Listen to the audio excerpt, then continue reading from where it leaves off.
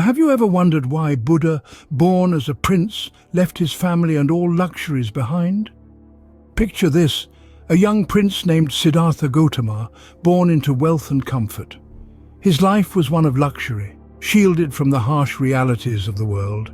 A world where suffering was an alien concept. A world that was his own personal paradise. Yet it was also a world that was too small to contain his curiosity, his thirst for understanding the true essence of life. This prince's life was destined for greatness, as foretold by an ancient prophecy. But a prophecy at his birth hinted that his life may take an entirely different path. A series of encounters known as the Four Sights became the catalyst for a profound change in the prince's life. The first sight, an old man, frail and bent with age, was a stark contrast to the eternally youthful courtiers surrounding the prince.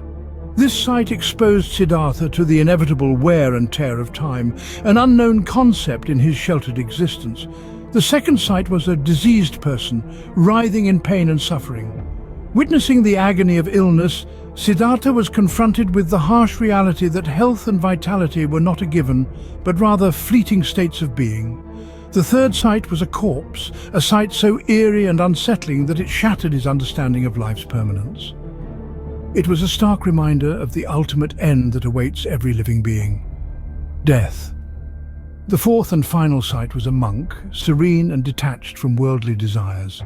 This sight offered a glimpse of tranquility amidst the chaos, a beacon of hope and a possible escape from the cycle of suffering. Haunted by these sights, Siddhartha decided to leave the palace in search of answers to the suffering he had witnessed. One night, Siddhartha, now a husband and a father, made a decision that would change the course of his life, and many others.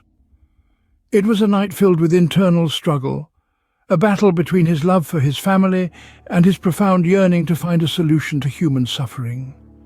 His heart ached as he gazed upon his sleeping wife and son, knowing the pain his departure would cause. However, the harsh reality of life's transient nature, the fleeting pleasure of material comforts, and the inevitability of suffering all weighed heavily on his mind. This was not a decision made lightly or in haste. It was a choice born out of deep compassion and a burning desire to serve a purpose greater than himself. He was leaving behind a life of luxury and privilege for a life of asceticism and spiritual exploration. It was a journey towards liberation, a journey towards the middle way. Siddhartha's departure was a testament to his resolve, his courage, and his unwavering dedication to the quest for enlightenment. It was a bold step, a step towards the unknown, a step that would ultimately lead him to become the Buddha, the Enlightened One. Thus, Siddhartha left his family and palace behind, embarking on a spiritual journey, the echoes of which have resonated throughout centuries and continue to do so. Siddhartha, now a wandering ascetic, had one goal: to find a way to end human suffering. This quest led him on a journey of self-discovery and meditation, where he practiced asceticism to the extreme and yet found no answers. Then he discovered the middle way, a path of moderation away from the extremes of self-indulgence and self-mortification. Under the Bodhi tree, Siddhartha attained enlightenment, transforming into the Buddha, the awakened one. And so the prince became the Buddha, his teachings illuminating the path to liberation from suffering, a path he found only after leaving everything behind.